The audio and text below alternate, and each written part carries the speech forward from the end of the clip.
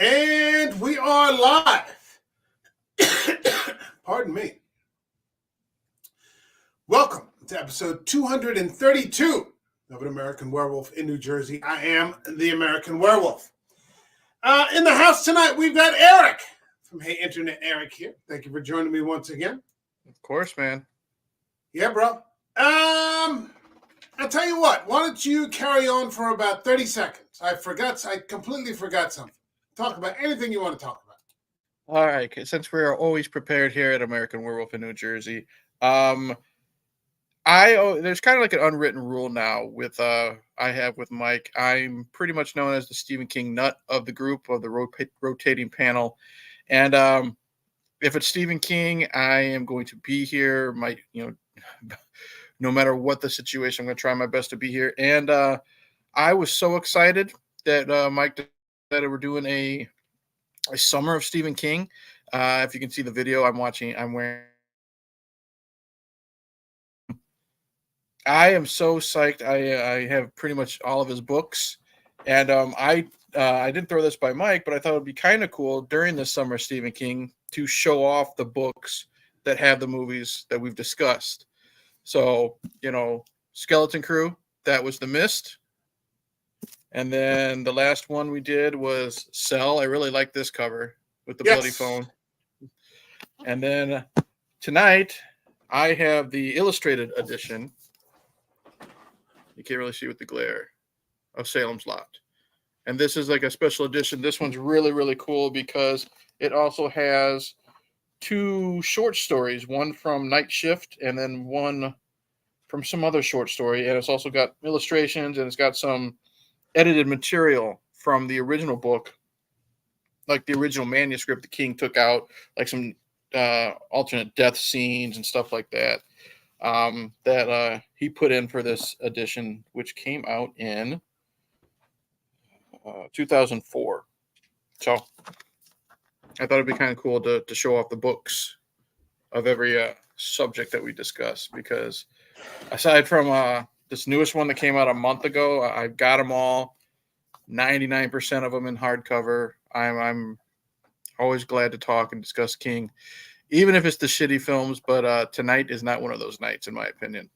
No, and one of the reasons I broke off was because I had forgotten to bring my copies of the books along. Now, this is my paperback copy, used.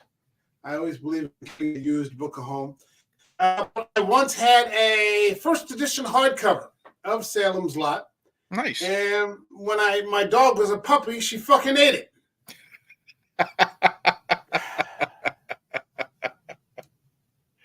Son of a bitch. Son of a bitch. I still have a first edition hard copy of The Stand-Up, nice. Which is over there. Not The Stand, The Shining. The Shining. Okay. I have a nice first edition of that. You're right. I recently, because of our coverage of the show, I ended up getting a copy of Cell. And, of course, I have a first edition hardcover of Skeleton Crew, although the dust jacket has gone the way of the dinosaurs. Yeah, I mean, I've been reading King for as long as I've been reading anything. Same here. Starting with, like I told you, that anthology for Dark Forces, which led me to The Mist, and then Christine, and then, all sorts of other things. And, here we are today talking about Tobe Hooper's Salem's Lot. So if you're ready to go, shall we get it going? Please. Boogie woogie.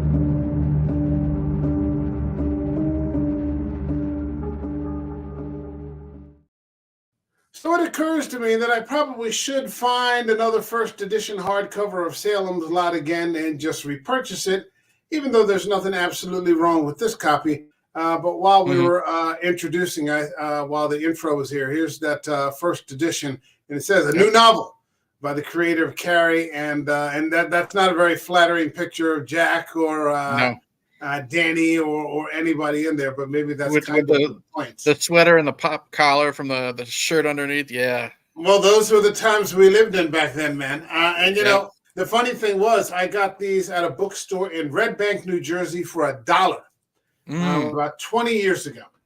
They were just sitting there, used for $1. Sure, why the hell not? And I'll never forget, I was visiting this girl and was coming back home. I was taking the bus back then. It was up around Asbury Park. And I was taking the bus and stuck in a blizzard.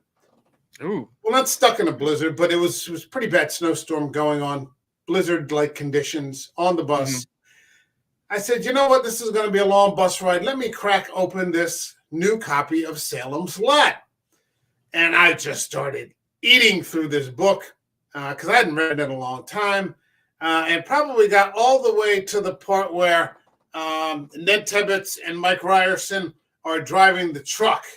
And how cold it is. It starts to get in the truck, and the big fucking piece with Barlow that has Barlow on the inside. They're sliding towards them. And it's just a great fucking read, and it was just great circumstances. I still remember it more than 20 years later, sitting on that bus in the middle of a blizzard, just watching the snow pour down, going down the Garden State Parkway and reading some Salem's Lot. Now, earlier this year, about a month or so ago, I went to see Ridley Scott's Alien, 45th anniversary of Ridley Scott's Alien. And it's also, and I wish that they would release this on the big screen somewhere, 45 years of Tobe Hooper's Salem's Lot. Why don't you take it for a minute and tell me just off the top what you think of the film? I'm gonna say this was a first time watch. I know I watched it once, 25 years ago. It doesn't count. You know what I mean? I know the clips. I think his name is Billy floating outside the window. Anybody in horror has seen that clip. I've seen pictures of Barlow, but I really dug this movie, and I will say this: it's definitely very 70s. It's very 70s. It's very 70s television. But we're going to get into it. You know what I liked about it, especially? It's 3 hours long. I think it was like a 2-night miniseries, something like that. But what I liked is because Salem's Lot, the book. It's a thick book. You know what I mean? There's lots of characters. We got to know little bits and pieces of everybody or almost everybody, main characters in the town. I wasn't bored. I was getting into it. I was getting into the situation with the wife having an affair. The husband showed up with the shotgun, that type of stuff. I was really getting into Jeffrey Lewis's character, and Mike Ryerson. Yeah, I was never bored. I don't think there's a lot of drag in it. And I will say this: I'm sure we're going to get into Barlow. At first, I thought his look was lame. Now, before I watched this, you know what I mean? Over the years, I thought it was just kind of a lame Nosferatu look. But watching it in action, it works.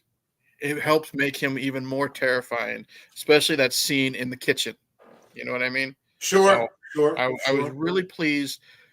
70s miniseries on television notwithstanding, I think, for what it was, this is probably, this is up there with Tobe Hooper's Poltergeist and Texas Chainsaw. It's definitely one of his better films because he's very hit and miss. He's like Carpenter. He's like Wes Craven. When he's good, he's good. When he's bad, he's, we don't want to even discuss it. This is definitely one of the goods. Now, getting back to the book just for a second, this was my second favorite vampire novel after Dracula. Stoker's Dracula, of course, is the original. Okay. And have you read Dracula? I haven't, but let me reach. Oh, you need to do.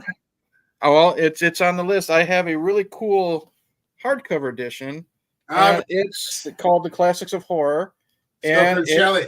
Stoker and Shelley. So it has Mary Shelley's Frankenstein and Bram Stoker's Dracula all in one thick, nice little hardback. It's even got those fancy bookmark castles. Look at that. Jeez. So, it's literally just a very plain cover like that. So I'm very excited.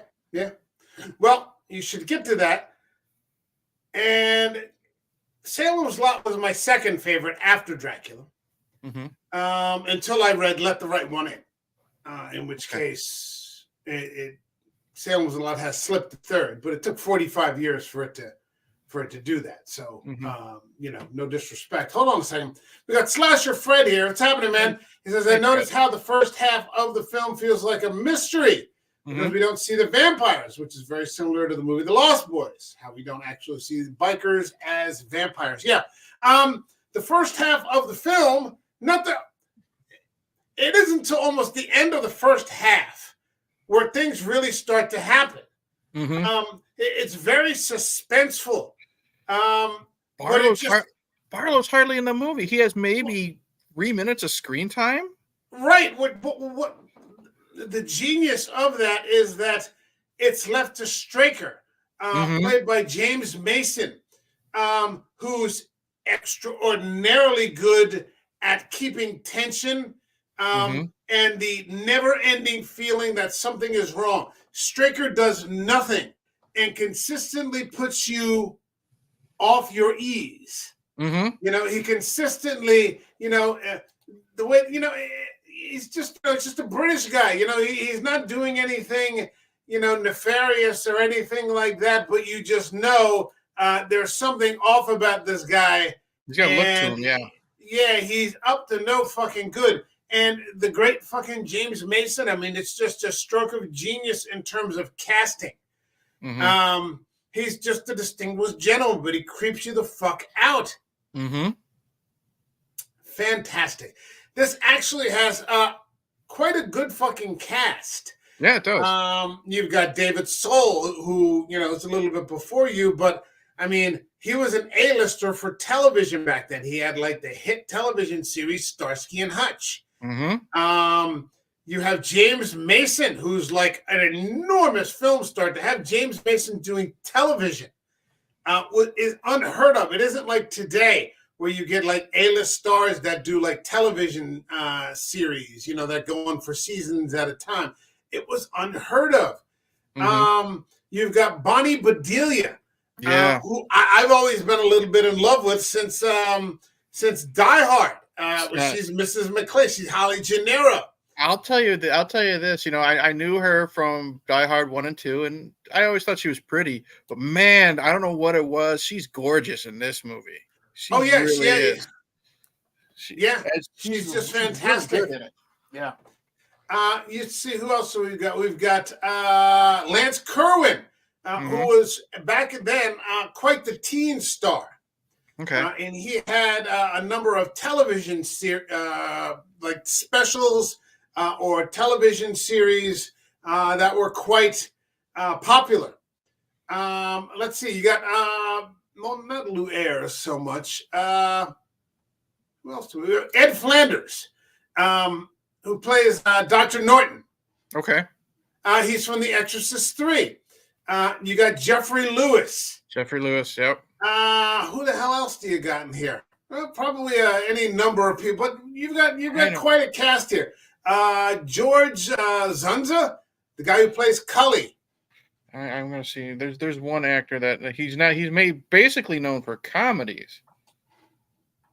Oh God, where is Fred Willard? He was the guy that the guy that the wife was having an affair with. Fred Willard. He's more known now or he's passed away, but he was known for comedies. Okay. Like Best in Show, Modern Family, Waiting for Guffman, Anchorman. He was in all those type of movies. He was in Spinal Tap, and he's in I've never seen Spinal Tap. Yeah, but he was now known, like I guess you would say my generation when we were in high school. He was known for those type of comedies, but he's in a Stephen King TV miniseries in the 70s. You know what I mean? So you have to understand back then that King was firing on all thrusters. He had just come off the success of De Palma's Carrie. Yep. He was on the verge of hitting it off with Kubrick for The Shining. Regardless of whatever controversy there was between Kubrick and King or whatever, it's still a huge horror classic. King was having quite a run. And not long after that, he'd be working with Cronenberg for The Dead Zone. He'd be working with Carpenter. So this was right there in his heyday before he had the sort of narcotic fall off by the Stephen King Presents or Stephen King's, and then the type sorts of movies. And this story just fires on all thrusters, and it's a story of a guy played by David Soul, Ben Mears, who returns to his hometown, where he has been sort of obsessed by this haunted house that really spooked the living shit out of him as a kid. And now he's a writer, and he's going to write about this house called the Marston House. And I thought it's interesting that in the midst of, and there he is with Bonnie Bedelia looking gorgeous. I think it's interesting that in the midst of a vampire movie, we also have a haunted house. Yes, I wasn't expecting that. Like, I remember that little bit of the story. It's been a long time since I've actually read Salem's Lot, and I've only read it the one time. But I forgot how there's like a really creepy backstory of the Marston house, and when that whole story when he's in the bar talking about when he snuck in to the Marston house and found the owner hanging, but then the guy's eyes opened and reached for him, and then previous owners of the house, or like the last owners, they died, suicide and stuff like that. And I just forgot how there's more of like a creepy ghost story. Like it's like this house is what's bringing evil into Salem's Lot. It's not just a vampire just happens to show up. You know what I mean? Yeah, it's this concept of this house that is sort of drawing evil to it. It starts off, with a murder-suicide from the original owners, and then, the Marstons move in, and, all kinds of strange stories, and children are disappearing suddenly, which he's a huge suspect, and then he hangs himself. Ben Mears supposedly sees the ghost of Hughie Marston as a little boy, on a dare creeping into the house. And now, decades later, Mr. Straker, James Mason, and Barlow have moved into this house, and nobody has been up there in ages. And so the house is sort of a character in the story. Yes. And much more so in the book. Much more so in the book than it is in the movie. But I mean, by the time you get inside the house, it's just rancid, and everything is wet looking, and it sort of takes you aback because you realize that like Straker's been living in this house all this time. Like there's been no attempt to fix anything to make it even look. It looks like a vampire's nest. Yeah. And especially by the end of the film, you can tell, like, with all the rats and just like the dust and muck and grime all over the house. It looks disgusting, but it is a character. You know what I mean? It has, it does make you creeped out. Yeah, it does give you that creepy feeling. It reminds me a little bit of the Bates Motel.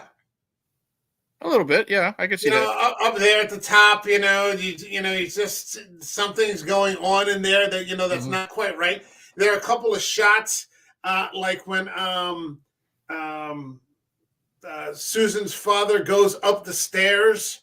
There's that shot from Psycho when Martin Landau goes up the stairs. It's very similar, and except this time it's just Straker, and he impales him on the antlers. Yeah. Oh, yeah.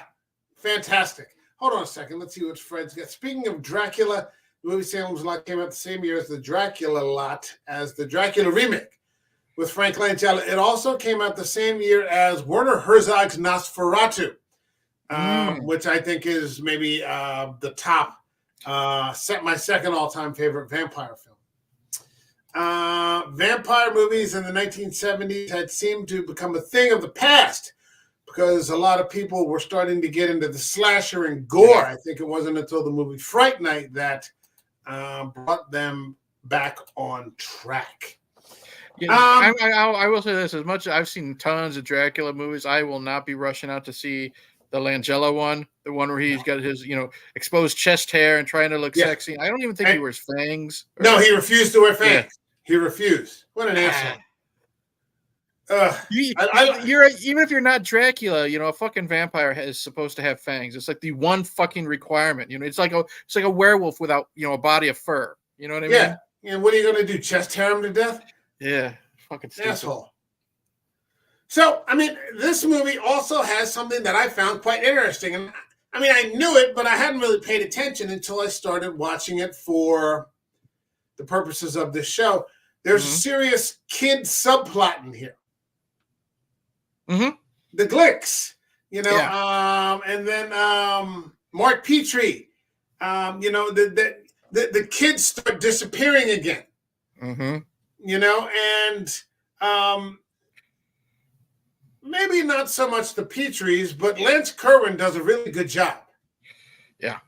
As not the Glicks, but Lance Kerwin does a really good job as Mark Petrie, who's this kind of, he's like one of us as a little kid. He's like this horror-obsessed kid, and he's got werewolves and vampires and ghouls. And he was one of those geeky kids. He's probably got a stack of famous monsters under his bed that he's got to hide from his dad, because there's always those scenes where his dad's walking in. When are you going to grow up, get tired of this shit? You know what I mean? Stuff like, I don't know, Dad. Yeah, it's like dad loves him, but he's like, my kid's a fucking weirdo. You know what I mean? And this is also the type of kid that, like if it was the 50s or 60s, he'd be going to, 50 Cent monster movie marathons and stuff, at the theater. And that's what I liked about him. What I liked about him, I think was his name, Mark. Yeah, What I liked about him is he wasn't, to me, the stereotypical horror movie geek. You know what I mean? He wasn't a weirdo.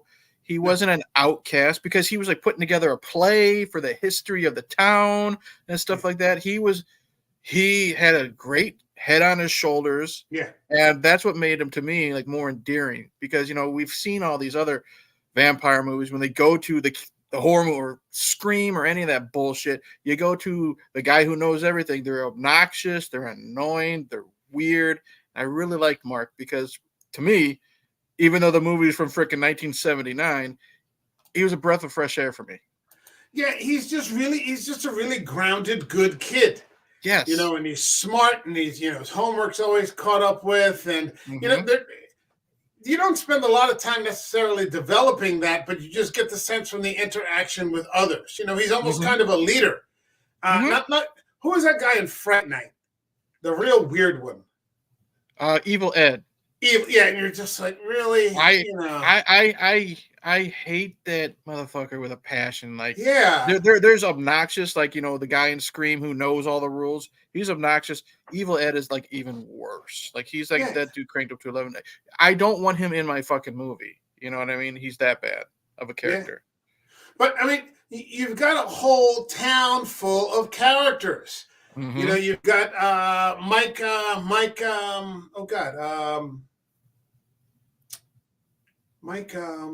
Ryerson, working in the graveyard. Yeah. You've got Boom Boom Bonnie, who I said last night is the hero of the movie, saving her husband from sure doom and her family by banging the real estate guy, her boss, and then accusing. It's just like she accuses him of rape. Yeah, it was such an unnecessary scene.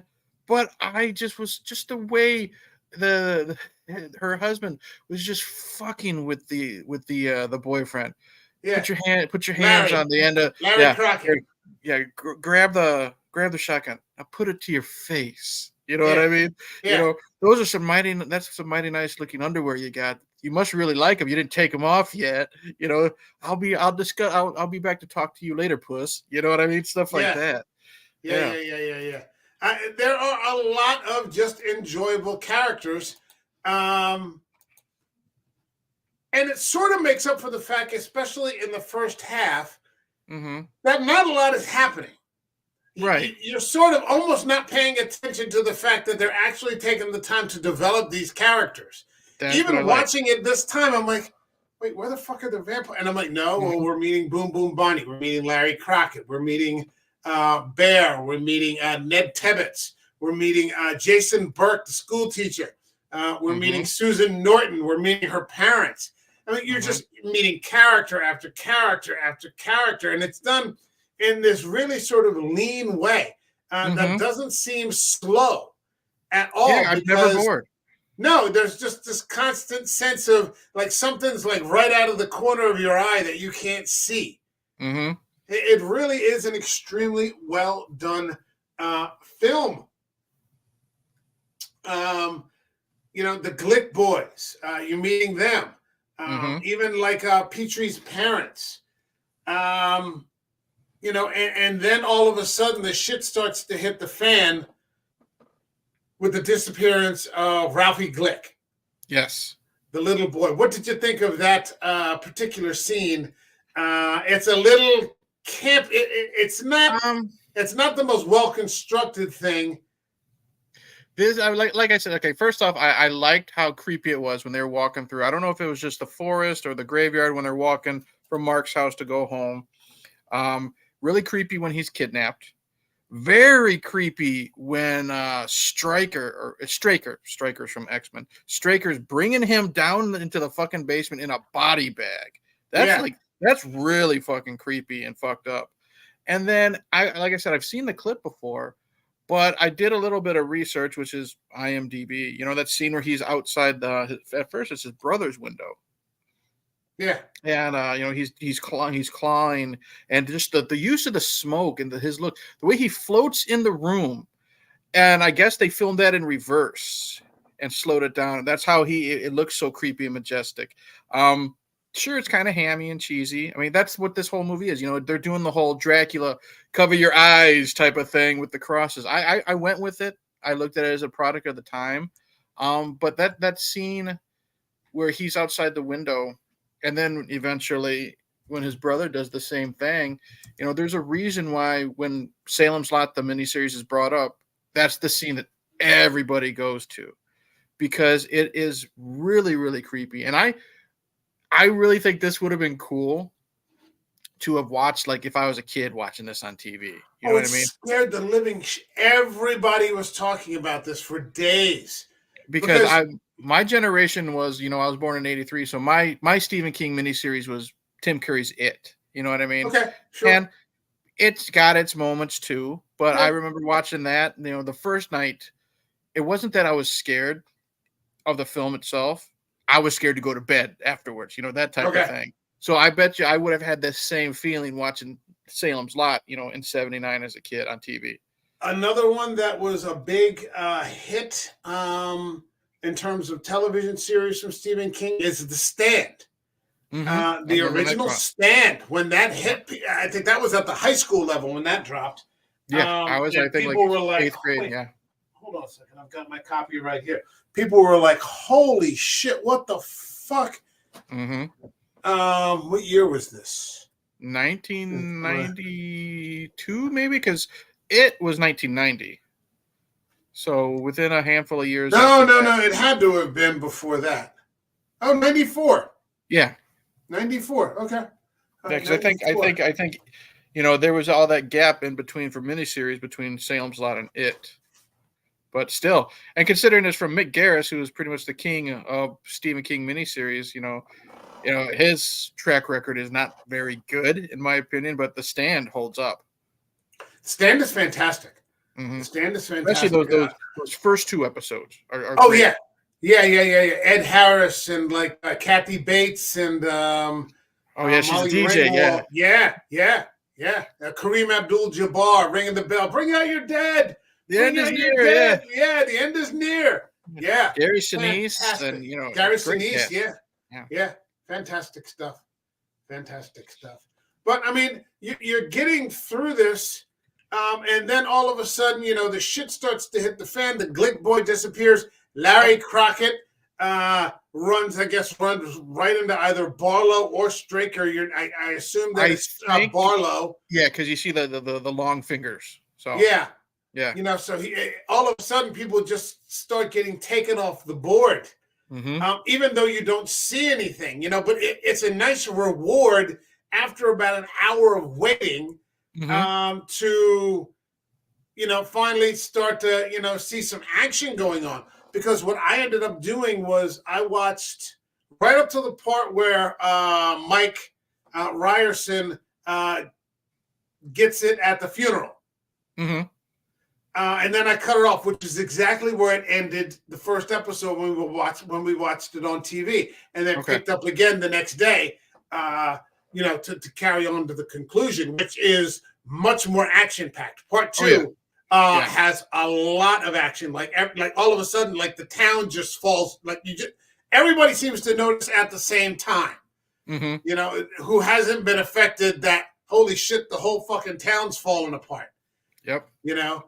Weasel Phillips, the woman Eva Miller that's renting him the house, the room, sheriff, Marjorie Glick, all these people are just either dead or dying.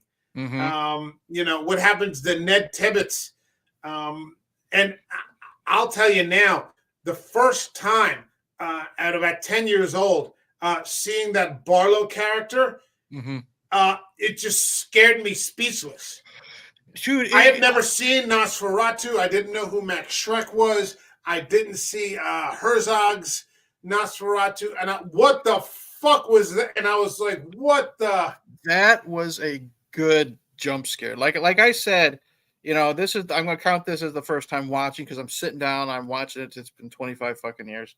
And I was against the look of Barlow because I thought he looked comical, but again, it was just 2-second clips of him turning his head and hissing and stuff like that in like a best of video, and he looks more blue and grayish type of thing.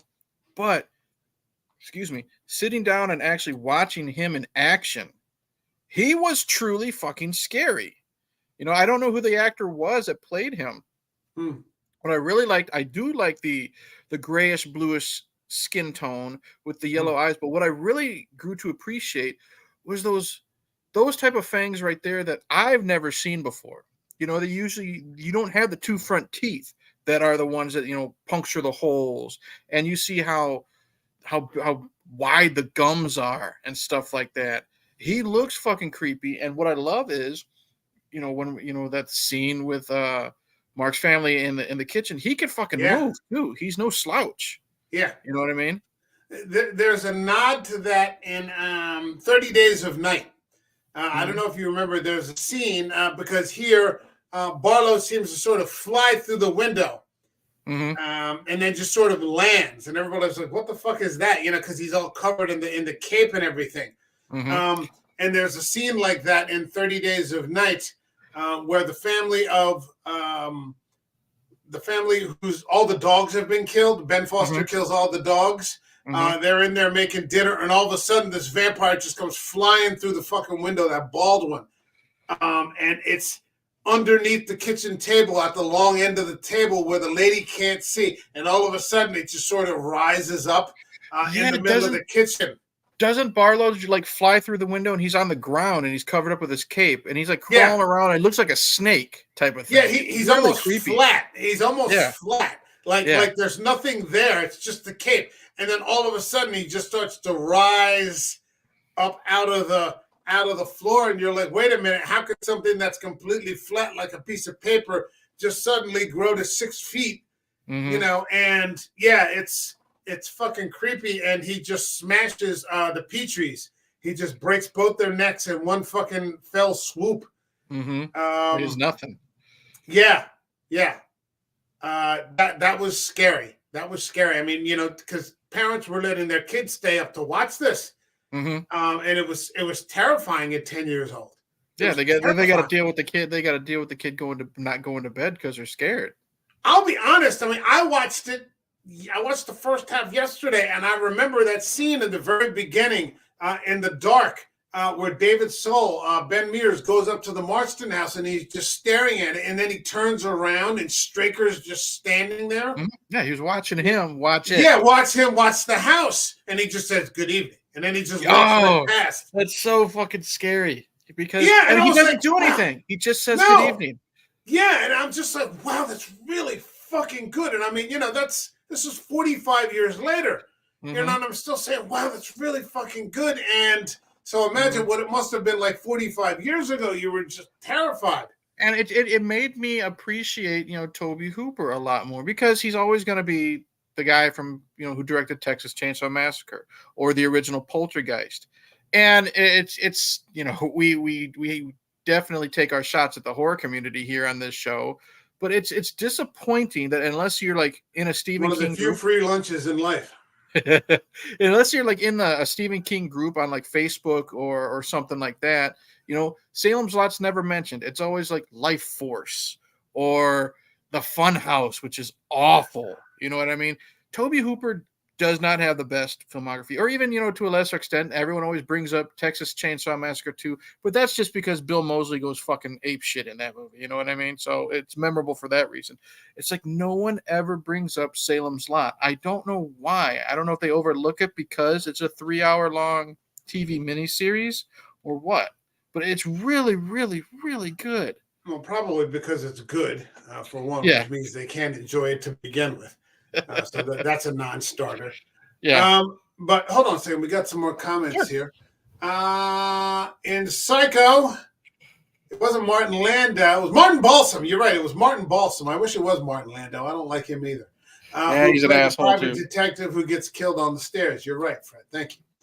I think the movie at one time did receive a theatrical release because there was a trailer with a scene not in the movie, which a character says a dead man is upstairs. Yes, there is a theatrical version that is a lot shorter, and there are some more, I guess you say, graphic scenes. I haven't seen any of the clips. There needs to be like a 3-hour theatrical release. I mean, they need to do it. What about Father Callahan? I was going to bring that up. James Gallery. Father Callahan, if you read the book, is an extremely prominent character.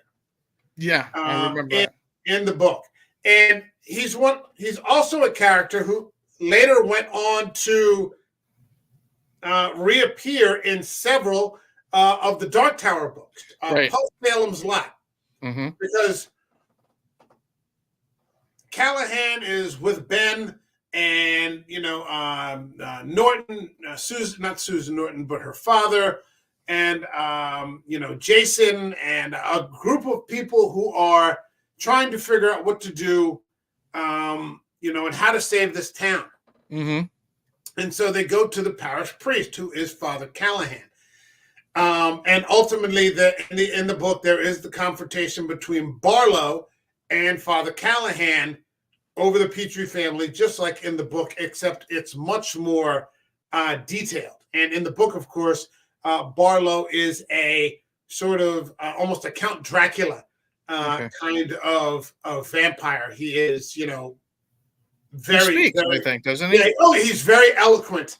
Okay. And, he's very, with the hair slicked back, and, he's not a Nosferatu type of, he's very, well-spoken, and he gets into this sort of almost like a steel cage match with Father Callahan, who ultimately is overcome. Father Callahan's a little on the weak side. He's a bit of a drunk. And so that's right. I do remember he's got an alcohol problem. He's the alcoholic because there's one in every book. Yeah, he's a little bit of a drunk. He's a little heavy on the whiskey. He's not having DTs kind of thing, but in the end, that kind of weakens him. He's not, as strong as he could be, and he is overcome by Barlow. And what ends up happening is Barlow forces him to drink his blood. He becomes Barlow's slave. Almost, he becomes like his familiar, and he just kind of casts him out.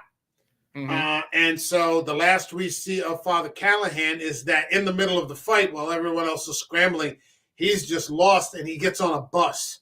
He doesn't tell anybody what's happened, and he just gets on a bus, and you never hear from him again.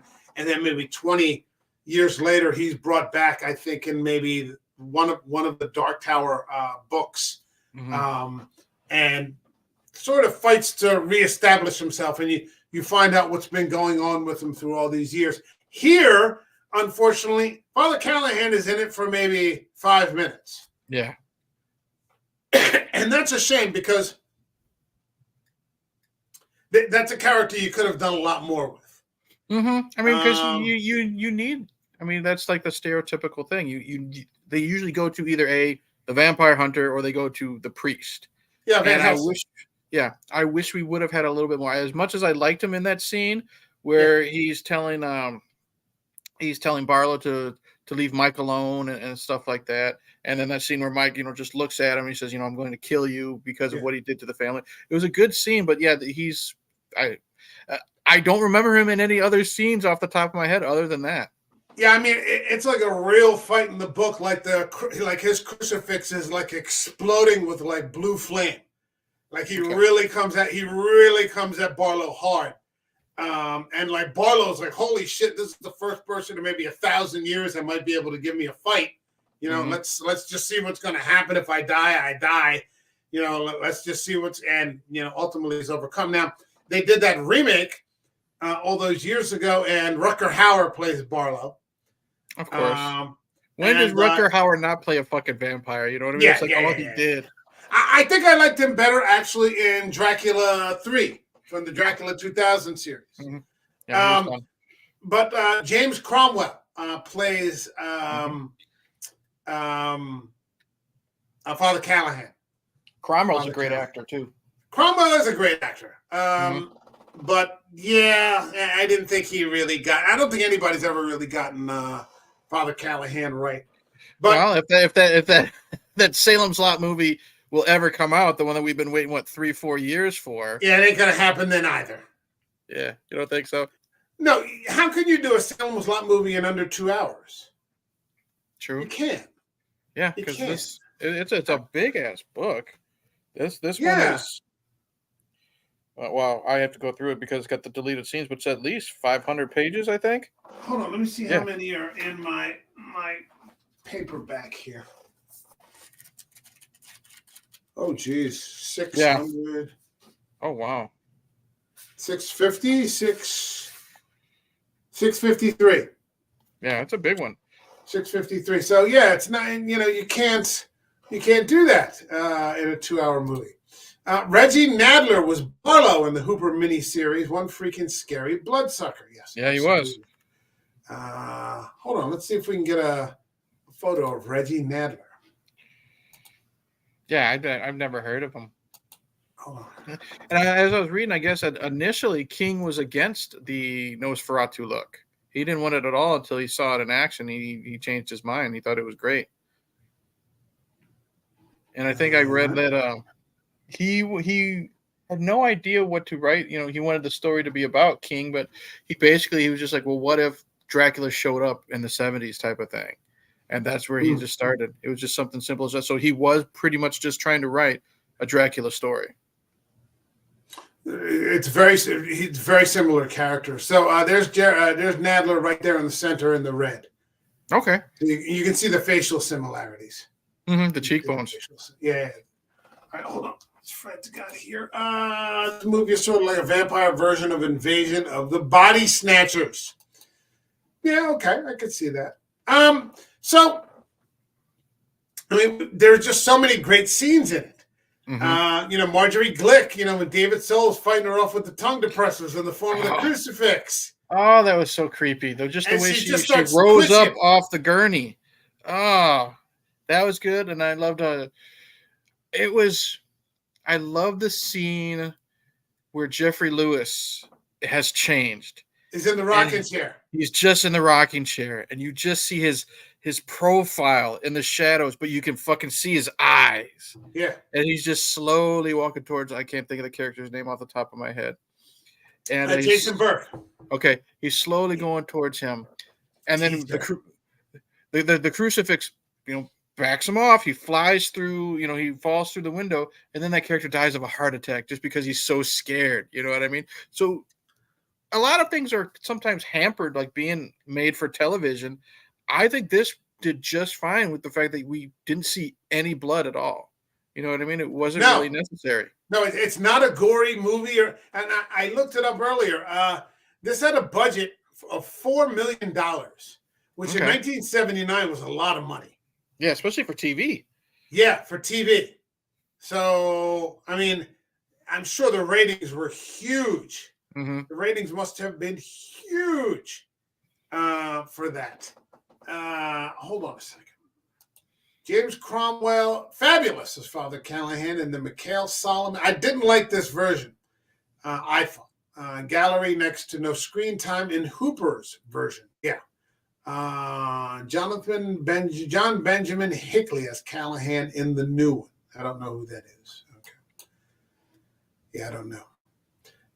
But just, I mean, yeah, so many great shots.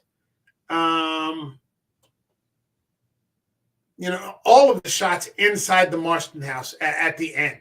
It's just such a creepy, nasty looking place, and you're like, don't touch anything. Like when the holy water the bottle of holy water breaks and it just spits steam. Yeah, it's just so fucking desecrated and evil. You could like, I felt like I could breathe in all the fucking dust watching it. Yeah. You know what I mean? And just seeing all those rats, and that whole finale was really, really good between Straker impaling the guy on the antlers, and then it takes like 5 or 6 fucking bullets just to take him out. And then when David Soul, he goes through that door to the basement, but the stairs are taken out and he almost falls to his death. And what I liked is it took forever for him to pound that stake into Barlow. It wasn't just, kind of like, Van Helsing in Lugosi's Dracula, where it's off screen, it's just a one and done hit type of thing. He has to pound that fucker in to get him, while you had the rest of the town, like you had Bonnie Bedelia's, I guess, like ex-boyfriend, the one that was in jail that punched out Ben, and you had Jeffrey Lewis's character just crawling through that back area. It looked like they were fucking crawling out of a cave. You know what I mean? Hooper even really good with the use of shadows and the color with their makeup and stuff like that. I thought it was a genius shot when Ned Tibbetts popped up behind that fucking door and clocked David's soul. I'm like, where the fuck did he come from? I know. He's just waiting for him. Yeah, I'm like, you little fucking creep just hanging out in somebody's fucking room, waiting to fucking clock the guy. I'm like, what the fuck? So, yeah, I mean, a lot of fucking great shots in there. A lot of great shots. And I loved how it started 2 years in the future. So, they're already on the run. Yeah, and I kind of like too. Oh, they're dirty as shit, and it's nasty, and I love it. Then this is something I've never seen before. The holy water glows blue when a vampire's nearby. And then we finally, at the end of the story, or, after, everyone's, taken care of, we get the continuation of that beginning scene. And we find out that the one that's following them was Bonnie Bedelia, which at first, they can't find her. But once they set the house on fire, you hear her screaming. You know what I mean? Yeah. So at first, I'm like, oh, shit. Did they just kill her on accident? You know what I mean? They just couldn't find her and they set it on fire type of thing. And then when you find out she's turned, that sucks too, because she's seducing him. But then that's a great shot. Hooper does it of, Ben's got the stake. He just pulls it out of the shot and into focus. He's got that stake right above her, to take her out. I loved it. Yeah. Hold on a second. What do we got here from Fred? If you guys ever see the sequel Return to Salem's Lot, that movie feels a little more like a family movie than just a horror movie, and it also has a very young Tara Reid. That's one with Michael Moriarty. Yeah, it's really fucking goofy. If I remember it, it's really fucking goofy. There's a great short story, and I can't remember what anthology of Kings it's in, but they actually he does a short story sequel to Salem's Lot. And it's about a family whose car, it's a passing through touristy family whose car gets stuck on the road in the middle of a blizzard, and he goes into the bar, and like nobody wants to go out and help him. It is in here. It's called One for the Road. Yeah, One for the Road. And it's in, I believe it's in Night Shift. It could be, but they added it to this illustrated edition. So you did have they? because there's also, I think, a prequel called Jerusalem's Lot. That's like the first story in Night Yes. Shift that they put, so that you have the entire Salem's Lot universe in this edition. So it's you have the story, then you have Jerusalem's Lot, then you have One for the Road, and stuff like that. So actually it was Joe Hill. Joe Hill did I think in 20th Century Ghosts, he did a story called Abraham's Boys. Okay. And it's about Abraham Van Helsing coming to America post Dracula, post Dracula story, and his career has been ruined because basically he's been accused of murder. And he's got these two sons, and he ends up marrying Mina. Like they're the only two people who end up surviving, and he ends up marrying Mina. And Mina gives him two sons, and then she dies. Okay. And they move to America. He moves to America with these two boys, and he spends all of his time training them and warning them, and beating them like mercilessly if they like get anything wrong, or if they're ever late, or coming home when like the sun's starting to drop, and they've been told this story over and over and over again, and in the end the two boys end up murdering him. Oh wow.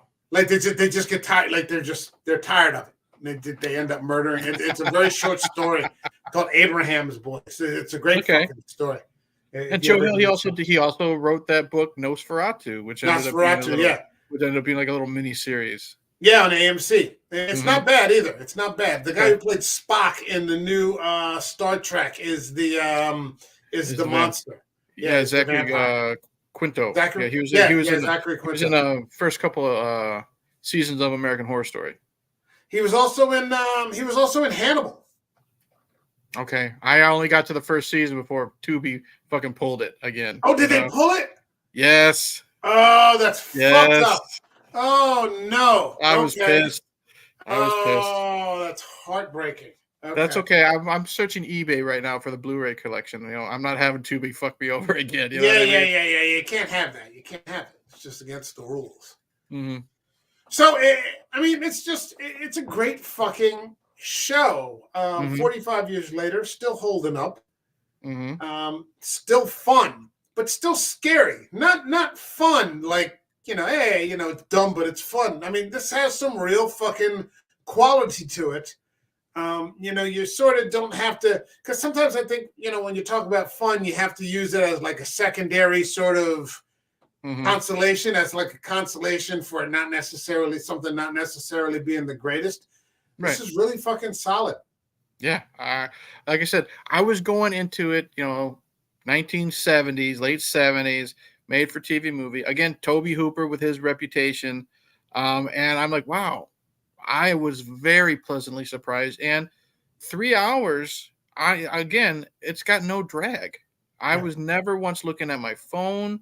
I was never once, rolling my eyes. The only times I was like hitting to see how much longer it was like when I was watching it late at night because I was getting ready for bed. I'm like, okay, 10 more minutes, I'll be halfway through. So, those were the only times when I was like, how much longer is it? Yeah. It works. All right. Is there anything that we have not discussed? I mean, because we could go through all 3 hours, but let's not do that. It's been 45 years. That we have not discussed that you would like to address here in this film? Not really, because we've discussed how great the characters are, how great the performances are. The score is actually really good. Score is really good. I actually put that in the notes. Yeah, the score is really, really good. And again, they have really good moments of just building up the tension. You talked about when you're on the bus trip when they had the casket in the back of the truck. That's a really good scene here. And there's some scenes that are just really sad, like when Jeffrey Lewis finds his dog under the cemetery post and stuff like that, and I really like the scene where after he's attacked in the graveyard, he walks into the bar and he's just so out of it. And we all know what happened, Yeah. But the other two are just wondering, like, what the fuck's Are you wrong with on him? something? Yeah. Yeah. Jason asked him, "Are you on something right now?" Yeah. You know, Yeah. It was he's really just good. fucking out of it. Yeah.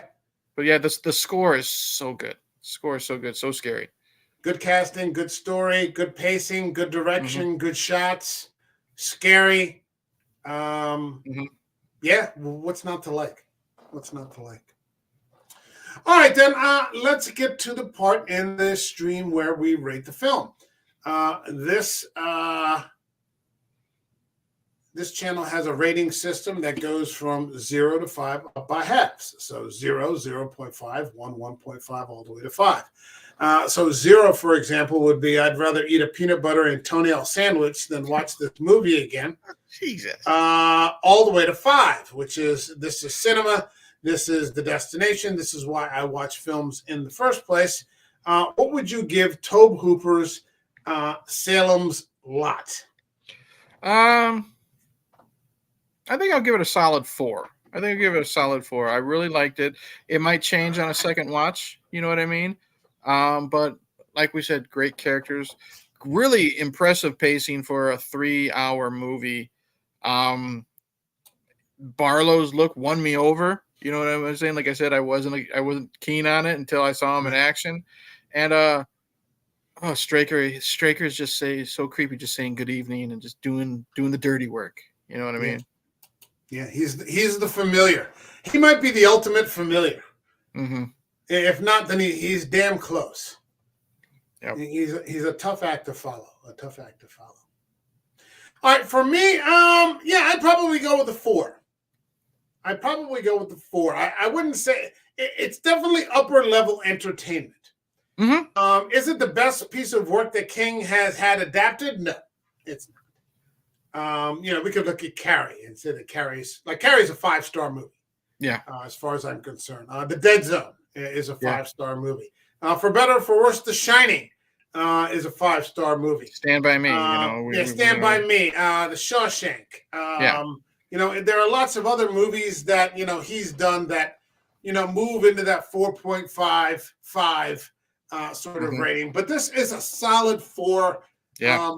45 years later for a television adaptation. I'm very, very impressed.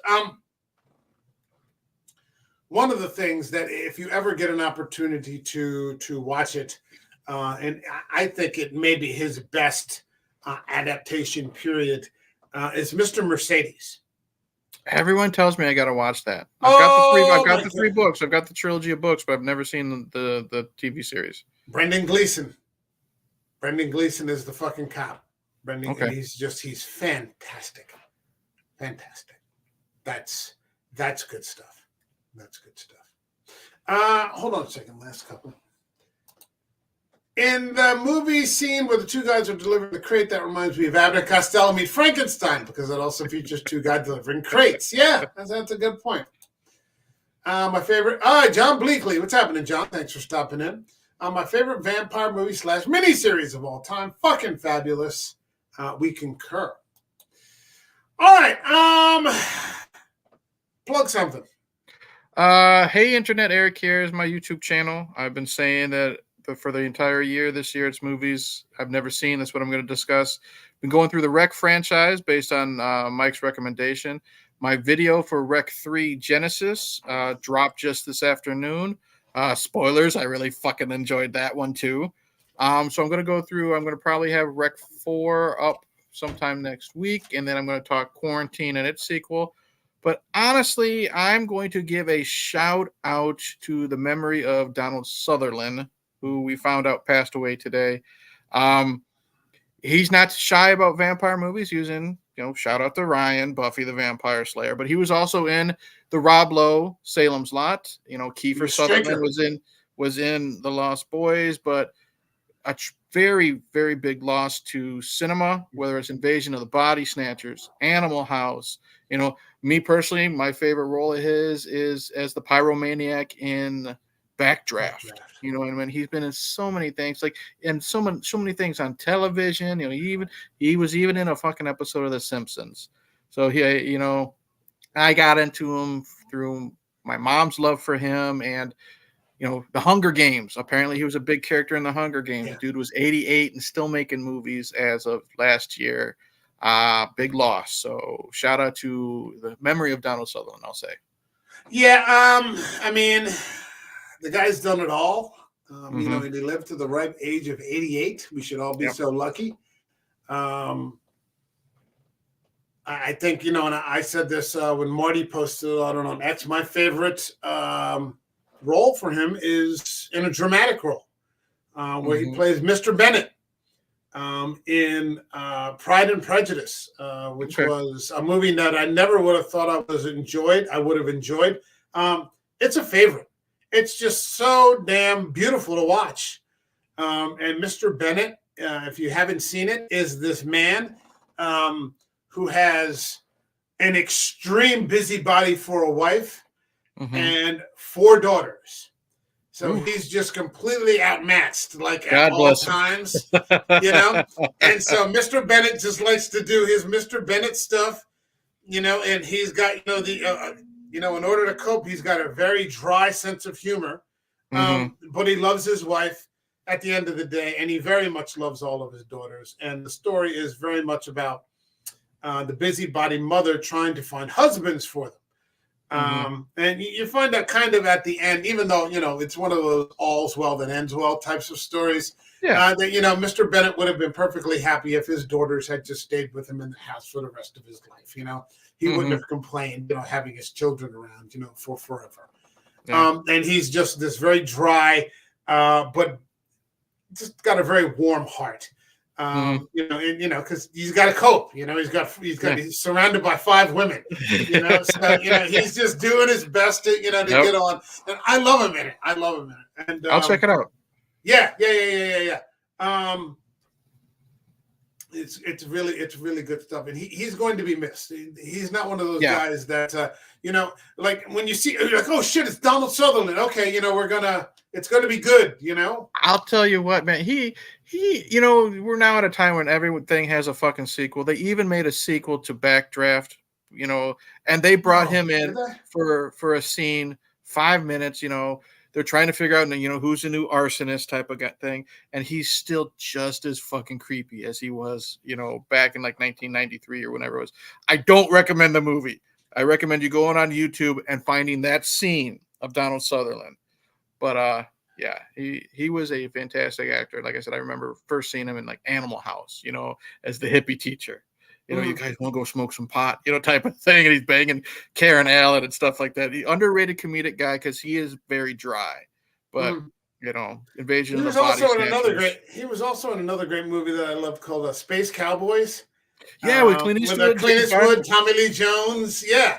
That was a fun one. Yeah, they all went to take the physical, and they're all covering up, and he's just, he's got that female doctor. He's very proud of himself. He's just smiling, and she's looking, and he's like, he's got that Chester cat. Yeah. He's just fucking great. Yeah. He's just great. And, I've been a lifelong fan of his son. Yeah, same here.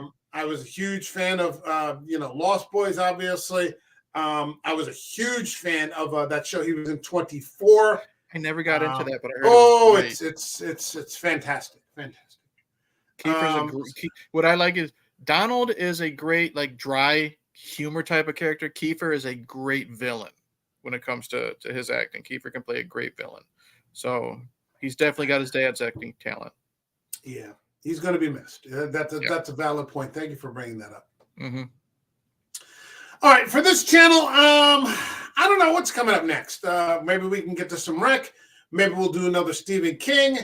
Maybe we'll do something completely different. I mean, we could do something like that. We talked about a couple of movies that, we'd like to break up the monotony with. But I'm having fun with these, actually. Me too.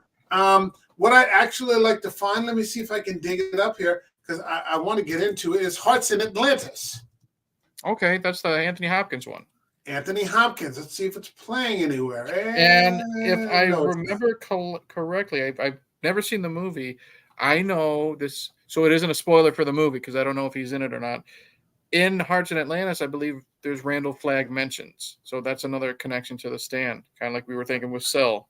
Okay. Yeah, Anthony Hopkins, Anton Yelchin, David Morse, Hope. I like Hope Davis. Okay. Let's see if we can find it. Or, hold on. There's always apt pupil. That's a good one. That's a dark one. Let me see if it's streaming anywhere. It's on Tubi. Okay. I was also going to suggest Needful Things. Since I just, I told you I had that Amazon gift card. If it's up to you, 1408 as well. With Sam 1408. 1408 is on the list. It will get covered this summer. You got it. But let's get to some apt pupil. Oh, have you ever seen it? Yeah. Oh, only once. It's Bryan Singer. Say what you want about him. This was like right off of.